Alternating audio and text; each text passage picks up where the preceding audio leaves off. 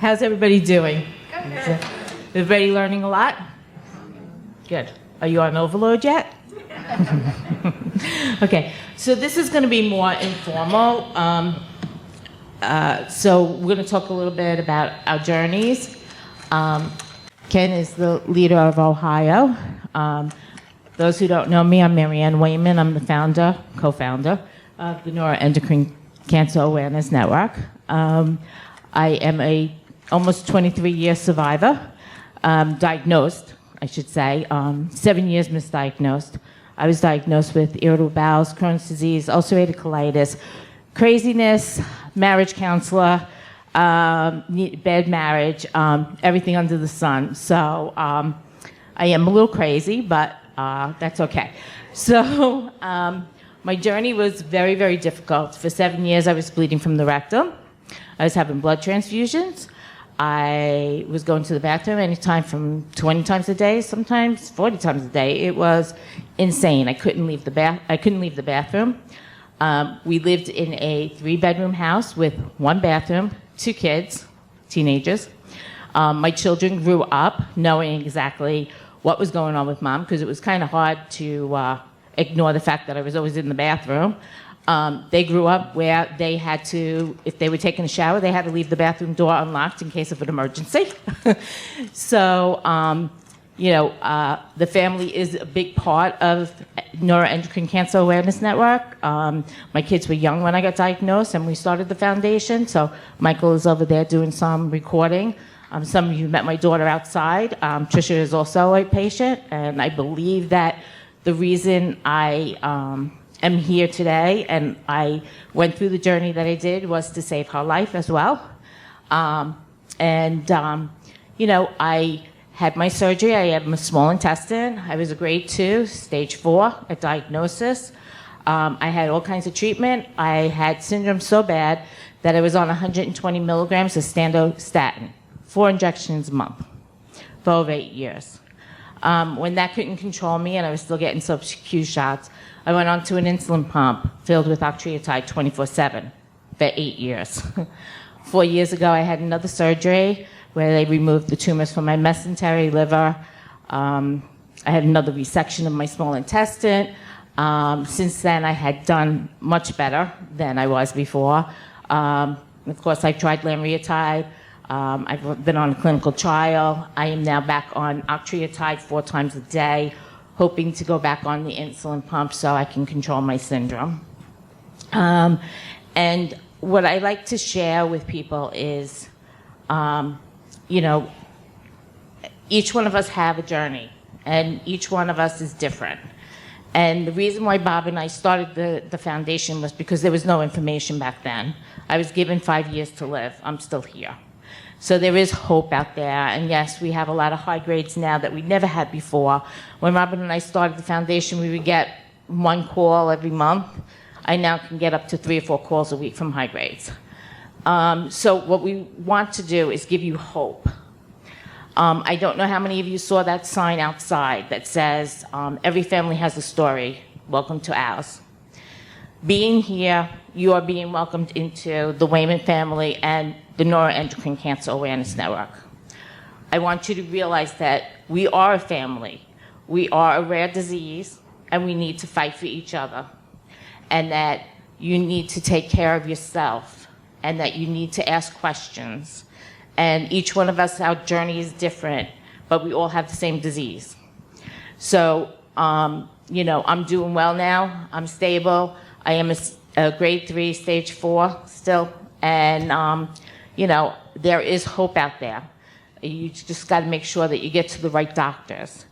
If you're going to an oncologist and you need surgery, the oncologist a lot of times will say, take this chemo pill. But if you go to a NET specialist who does surgery all the time on NET patients, like Dr. Tanaz, and things like that, that's what their specialty is. A regular surgeon might not do the surgery, or an oncologist may say, just say, take chemo. You really need to try to reach out to a NET specialist at least once in your lifetime, because they're the ones that treat it every single day. Some oncologists in their lifetime will only see 1 patient. So if you're going to a local oncologist, they may be good, but you need to make sure that you get to somebody that treats only neuroendocrine. A lot of those lists on the groups and stuff like that are doctors that are carcinoid or neuroendocrine friendly. That does not mean they're a specialist. It just means that they do work with some net patients. So just be careful and be aware of that. And make sure when you go into the doctor, don't be afraid to ask and say, hey, how many net patients do you really have? Do you have 10, 20? Is more than 75% of your practice net patients? That's the questions that you should be asking. And you have a right to know. And know that you have a right to fire a doctor. Over the years, I have fired more doctors than you can ever imagine. If a doctor isn't giving you what you need, go right away. Go find another doctor, okay? So Ken, you want to tell them your story and share? Yeah, my story kind of dovetails on what Mary Ann said. I went in 2016. I went to my regular general practitioner for an annual checkup, and I had some bowel issues for years actually, and it wasn't the typical carcinoid sort of thing. I wasn't in the bathroom all the time. But I definitely had trigger foods and some certain things that set me off, and I knew what they were, and I just avoided them, and nobody figured out really what it was. And I had a very alert general practitioner, and she said, maybe it's your gallbladder. Let's do an ultrasound. Let's see what's going on. Maybe it's a simple fix. So they did the ultrasound, and I knew about halfway into the ultrasound that something was bad because the technician was real chatty. We're talking about our families and our dogs and all this sort of thing. Suddenly she didn't say a word, and I could just tell, and they'll never tell you because they're not allowed to, but I knew something was up, and sure enough, within an hour, my doctor called and said, we found masses on your kidney, on your liver, and your small bowels, and we need you to go right away, and da-da-da-da-da. So panic time. So went to get fully scanned, and they thought that they discovered that my right kidney was fully engulfed, and they said, you have renal cancer, and it's metastasized throughout. You've got probably 6 months to live. So that was in 2016. So those of you that know me, I'm pretty obstinate and very determined. So about 4 oncologists later, I found a renal cancer specialist. Remember that, specialist. That's all he did. Happened to be right here in Cleveland. And he looked at the scans right away and said, I don't think that's renal cancer in your liver. I think it's this thing called carcinoid, and I don't know a thing about it. So let's make sure. And sure enough, he was spot on. So they removed my kidney, and that was the end of the renal cancer, fortunately for me. And then at that time, we didn't have any specialists in Cleveland. There was nowhere to go, so you either had to go to Ohio State or out of state somewhere else. I ended up in Denver with Dr. Liu, who some of you know. And so I had a small bowel resection prior to that in Cleveland with the intent to do a liver debulk, but I didn't do well during the surgery. I had kind of borderline carcinoid crisis, and so they didn't do the liver. So a year later, I did the liver debulking in Denver with Dr. Liu, and here I am. And now we have Dr. Muhammad in Cleveland. We have specialists here. It's so much better now than it was then. But the key thing is specialist, specialist, specialist. Make sure your doctor's doing what you need. Make sure that you're getting the answers you need. It's been a life-changing, life-saving event for many of us. And we're so blessed to have a specialist right in town in Dr. Muhammad. I mean, I can't tell you how blessed we are. It's so much better now than it was then. So I guess that's my story, and I just want to say, whatever you do, make sure that you have faith in your doctor, because a lot of your recovery and a lot of how you do is up here. If you don't believe in your physician, you're not going to do as well as if you believe and you trust your physician, and a specialist gets me there, and I think it'll get you there. I think that's true. Like Robert said earlier, we are celebrating 20 years of NCAN. And when I got diagnosed in 2001, there was 10 doctors in the world that treated neuroendocrine. 10 doctors. Think about how many doctors we have now. There was one treatment. That was Sandostatin. And that one treatment was not to shrink tumors. That one treatment was used to control syndrome. We had one test, an octreotide scan, which was a horrible scan. It was terrible. And I was going for them every 6 months when I first got diagnosed. And it could be a 3-day scan, or it could be a 5-day scan. And you just kept on going back, and they'd be like, okay, Marianne, you got to come back again. I'm like, are you serious? This is day 4. I am tired of having my hands over my head. I am so tired of this. And they're like, no, just one more day. And then you go day 5, and it'd be like, are we done? I mean, and they would be like, well, maybe we could. And I'd be like, no, if you can't see in 5 days what's going on, I'm not coming here day 6. It's got to stop. But we've come so far. You know, the doctors are educated. When I started, there was no NANETS. NANETS was formed by the fact that we had a patient conference. We had 350 people in a room. A patient said, why aren't we getting 350 doctors in a room? And I said, hey, I got enough on my plate. You know, I can't do anymore. And she started NANETS.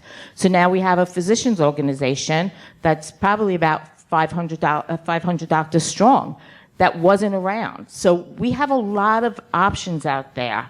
So use those options. There's a lot of, you know, a lot of specialists out there. And, you know, people don't understand. I mean, you're very lucky because we have a doctor here in Cleveland.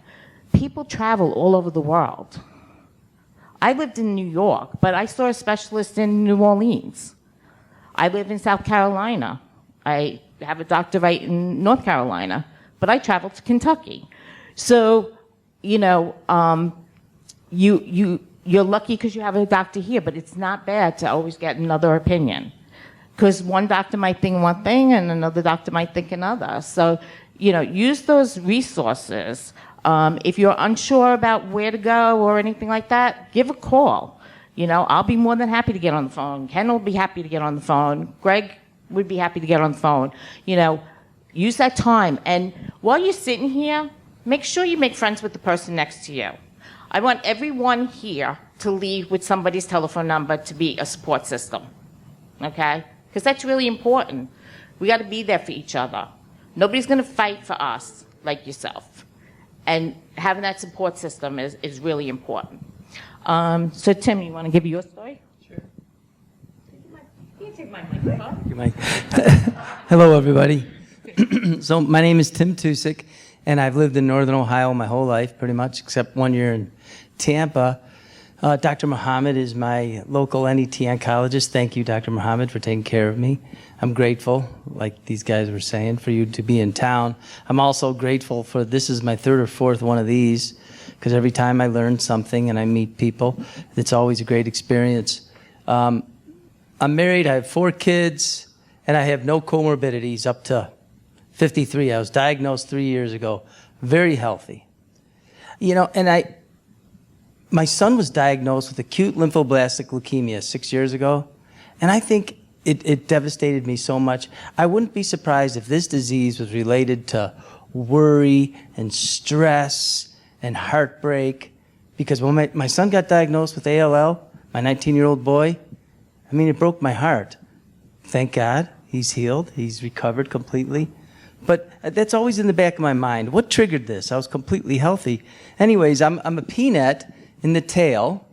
I got diagnosed because it just hurt. My liver was growing and was pushing on structures. I was playing golf, and I'm like, what the heck? So I got an ultrasound, and bingo, innumerable is the word they use for metastatic tumors in the liver. Not sure exactly what that means. I just know it's not good. I also had a tumor C2, my 11th rib, my medial sternal space. And I started at the Cleveland Clinic. They started me at Lanreotide. At that time, I started to discover how important it was to have a multi-specialist and an expert. I found my way out to Denver with Dr. Liu. I had met these guys. They had given me some advice. At the same time, I met Dr. Muhammad. And so Dr. Muhammad and Dr. Liu decided, hey, we got to get control of this disease. They put me on Captem. Captem for 12 cycles, nothing else. I was on Sandostatin for 5, but then I got off it. So then I was on, the CAP-10 for 12. It shrunk my tumors so much that I became a candidate for site of reduction surgery because I was not when I was diagnosed. And I was asymptomatic, you guys. My KI was 6%, non-functioning, well-differentiated. Feeling pretty good. I cruised through CAP-10 too. Really never felt too well, never felt too bad with it whatsoever. So these tumors are gone in my liver. There's a lot of data supporting site of reduction surgery. Dr. Muhammad suggested go get some second opinions. Luckily, I work for Johnson & Johnson. I can get as many second opinions as I want, and it's free, believe it or not.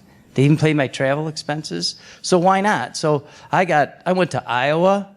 I went to University of California, San Francisco. I went to the Mayo Clinic. UCSF said I had too many micrometastases for surgery. But James Howe at Iowa said, yeah, I could do this surgery. And the Mayo Clinic said they could do it. And Eric Liu was the first one to say he could do it. Well, I ended up opting for the Mayo Clinic to get the surgery done. I had site of reduction liver surgery January 14th. They removed the tail of my pancreas and like 24 tumors out of the left side of my liver. So I was seeing Thor Held-Alfredson as well. I don't know if anybody else has seen him. And my surgeon there was a guy named Cleary. And what the Mayo Clinic said, which was very interesting, was they prescribed to getting out 90% of the burden. They like the 70%, but their data, their own inside data says significantly more benefit you get 90%. But they said if they did it in one surgery, getting me 90% would probably kill me because I wouldn't have any healthy tumor left. So they said we're going to do it in a two-stage therapy, 2 stages. So I had the tail of my pancreas removed in February and 22 tumors. And then 6 weeks later, I went back to the Mayo Clinic and they removed my gallbladder and just a whole bunch more tumors. I don't even know how many they removed, They never took my spleen. I was grateful for that, right? And I kind of cruised through those surgeries, to be quite honest with you. And so I'm thinking I set the clock back, right? Happy, I'm feeling pretty good. And then I also had a mediastinal tumor, maybe the last kind of big tumor in my body, because the ones in my bones had been gone from the CAP-10. So I got photon radiation. While I'm at photon radiation, my resting heart rate was 135. They took me to the emergency room, did an EKG. A few days later, I've got carcinoid heart disease. That I did not expect. And that was devastating for me. That was just this past June. I was going to go back to work, I'm 56. I still want to keep working. So it's very devastating because carcinoid heart disease is a whole other set of diseases. And I didn't have symptoms, you guys. I didn't really have carcinoid. I don't have much diarrhea, right? That's crazy. I didn't have the flushing. But I did have shortness of breath this whole year, but I didn't know it because I had these liver debulking surgeries. And I think it was masking my symptoms of my progressing carcinoid heart disease. So I think that the message I want to get across to you is this disease, I don't think anybody's got a complete handle on it yet. It's a million different diseases. It's a million different people and primaries. God, Jimmy Buffett just got Merkel cell, right? I didn't even know Merkel cell carcinoma was neuroendocrine tumor, right? Is that true, doctors? Yeah, anyways, it's just, you can't keep up with it all. I can't keep up with it all, and I study it. I got spreadsheets on every one of my blood tests. I literally do. I've seen many doctors. I go to all these things, and I can't keep up with it. And my serotonin was high, but I had no symptoms. The Mayo Clinic did site of reduction twice on me and never did an echocardiogram to see the health of my heart. That's how far away they were from me for having carcinoid syndrome. So I'm sure they were prepared for carcinoid crisis, but I still had it done. So anyway, here I am today. I'm about 17 days out of open heart surgery. And I got to tell you, I'm disappointed. I mean, if you've got carcinoid heart disease and they're going to open you up, if you ever get there one day, I pray to God you don't. Make very clear that if the pulmonic valve is damaged, it's hard to see when you got carcinoid heart disease, that you want to give serious consideration to get that replaced. The Cleveland Clinic, supposedly the best heart hospital in the world, and I'm sure they're magnificent, and I had a magnificent valve surgeon there. He replaced my tricuspid with a pig valve, which is resistant to serotonin. That's important to know. You do never want to get a mechanical valve. Well, I don't know. I can't say that. And I had my mitral valve repaired, but they didn't replace my pulmonic. So now I still have shortness of breath. I'm worried, Jesus, is it because I just had open heart surgery? Or is it because my pulmonic's failing, which is +3 regurgitation? So anyways, that's where I'm at. I still feel really good. I'm completely grateful. Through all these surgeries I've had, I've enjoyed my life. I have like 4 kids that are doing great, and I'm married. I've got 6 brothers. So I've lived my life. I'm really happy. But this disease, for the first 2 years, was kind of easy. And all of a sudden now, this year, with these 3 surgeries, has been tough on me. And the carcinoid heart disease was a total curveball for me. I was not expecting it. So stay on top of your serotonin. Stay on top of your pro-BNP. Get your echocardiograms. I would argue with any of your doctors, if you got this stupid disease, demand these things and to stay on top of it, because you do not want to get carcinoid heart disease. And Dr. Muhammad would tell you, I'm the one guy that shouldn't have got carcinoid heart disease. What's the chances of me getting this disease, Dr. Muhammad? Pancreatic is very rare, especially that you didn't really have 5-HIA, which is more specific with the serotonin is normal, and you did not have any carcinoid features. Yeah. Yeah, it's Crazy. It's only 2 cases published for pancreatic and Bingo. congratulations. You just won the lottery. That's what they told me. People have to hear that. I'm going to give him a microphone. Okay. That's my story. Thank you for listening.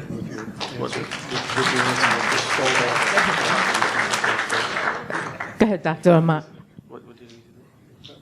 What you said. It's just only 2 cases published for pancreatic neuroendocrine tumor associated with carcinoid heart disease. So usually we expect a carcinoid heart disease with someone who have a functional small bowel neuroendocrine tumors, especially the one who have liver mets. So the liver will not be able to detoxify the high serotonin, and the patient will have carcinoid features. Unfortunately, he did not have any of that. Even if the serotonin was high, that was not enough. But I can tell you something. Our pathologist was blaming me from day one, because she is a neuroendocrine tumor expert, and she did an IHC staining of serotonin, and it was very high and productive. But the problem, we do not really follow the pathologist's IHC staining for getting the same blood work. So if it say the tumor is secreting serotonin, the pathology is not necessary that I'm going to go ahead and do the plasma 5-HIA if the patient does not have any carcinoid features. But his pathology was very strong positive for serotonin from day one. Peanuts don't get carcinoid heart disease is the mantra.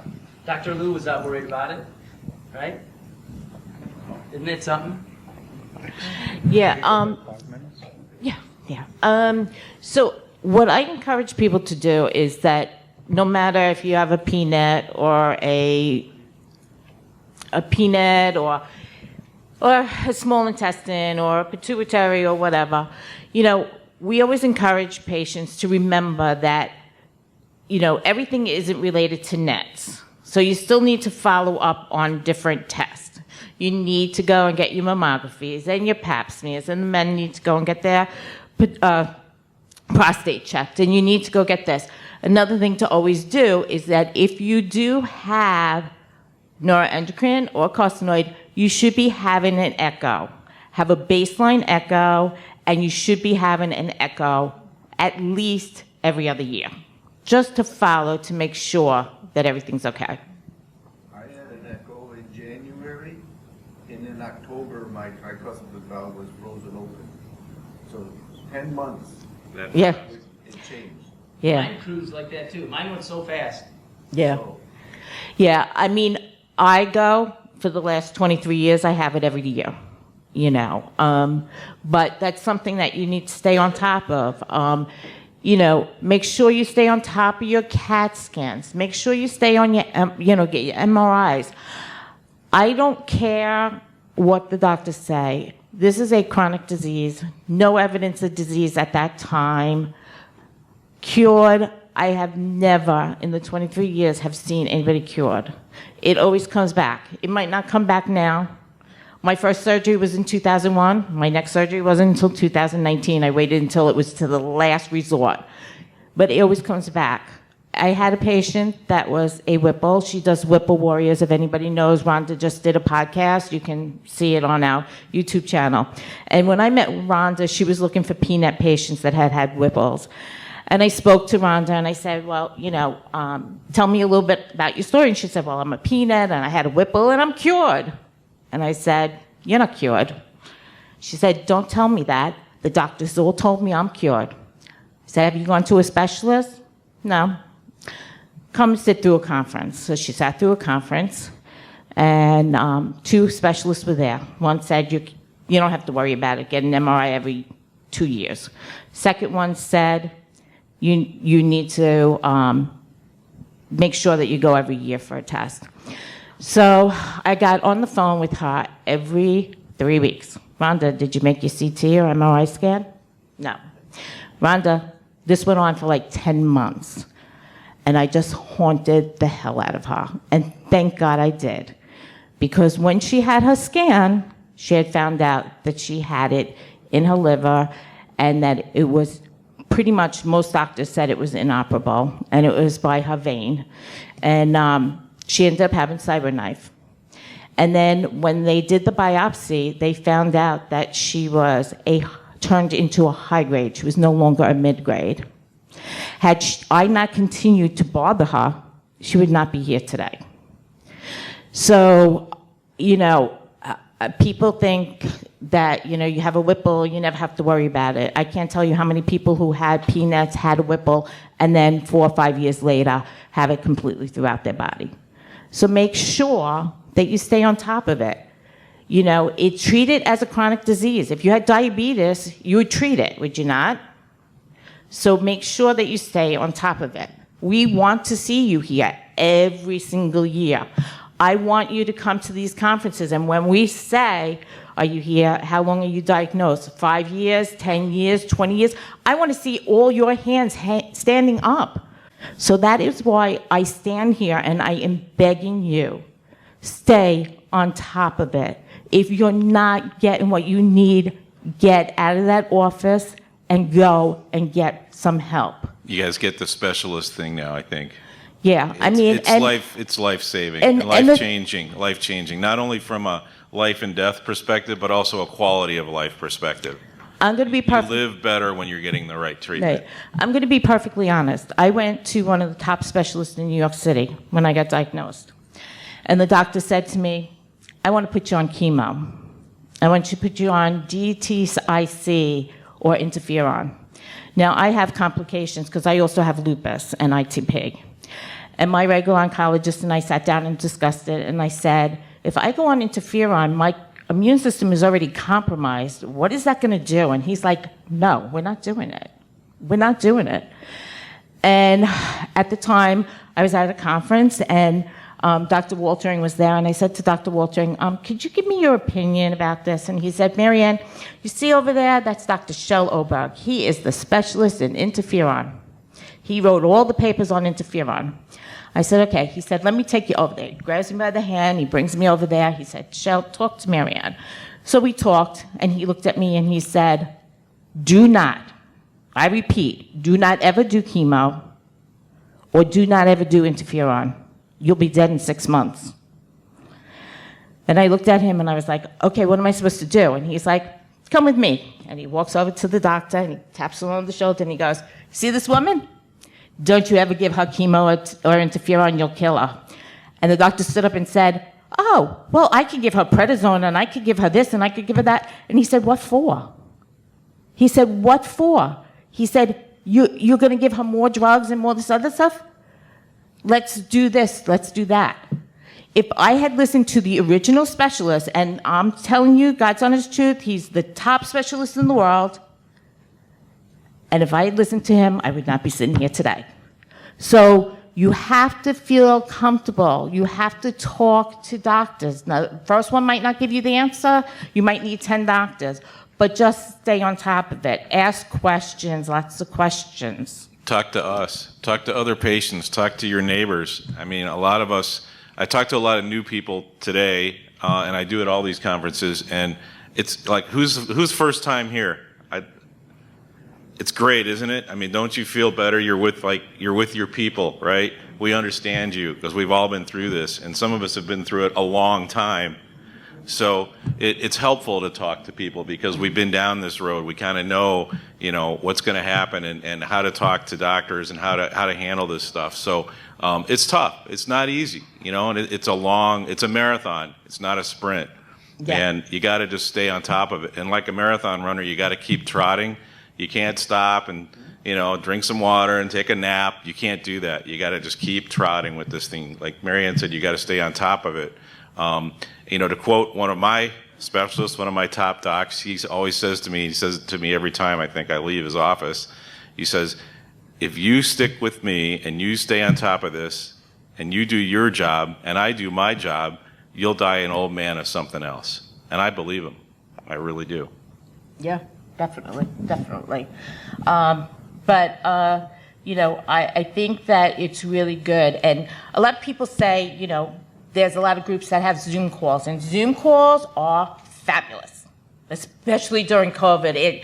We went from live conferences, and we had to switch on a dime to do those conferences online. But I have to be honest with you, the difference between a Zoom call and being here today is that human connection. No matter what, you can't get that over a screen. You can't get that feeling, oh my God, this person over here knows exactly what I'm going through. The person over here knows what I'm going through. A caregiver saying, another caregiver and saying, hey, I'm having a really hard time dealing with my husband's, diarrhea. How do you get around it? Come talk to Ken and I, because there's little things tidbits that we might be able to give you little hints of how to stop the diarrhea or what to do when your butt's burning because you're going to the bathroom. Has anybody ever heard of putting milk and magnesia in the refrigerator and then sticking it on your butt afterwards? Do you want to know? It works. And let me tell you, there's probably about 20 people in here that probably could use it. Put a bottle of milk and magnesia in your refrigerator. When you're having diarrhea and you're having that burning sensation, pat it on your butt. Within an hour, the inflammation will be down, the redness will be gone, and the burning will be gone. Now, is this something that your doctor will tell you? No, because the doctors don't have time. So that is your job, is to ask these questions. And one other thing I want to talk about is Facebook. And I moderate 48 pages for neuroendocrine. Do not, I repeat, do not take everything as a Bible in Facebook. There's a lot of people on there. Or Google. There's a lot of people on Facebook that give information that they shouldn't be because they're not physicians, okay? So, and you will find that a lot of people on Facebook, you will hear all the horror stories. You never hear positive stories. So always take the things for a grain of salt when you're talking. Double check facts and stuff like that, because that's a real big problem. And if I could, I would get off of it, but I can't because that's how we connect to patients. But just be really careful. There's recommendations of all kinds of different treatments and stuff like that. Do not take anything that any of them say unless you check with your doctor.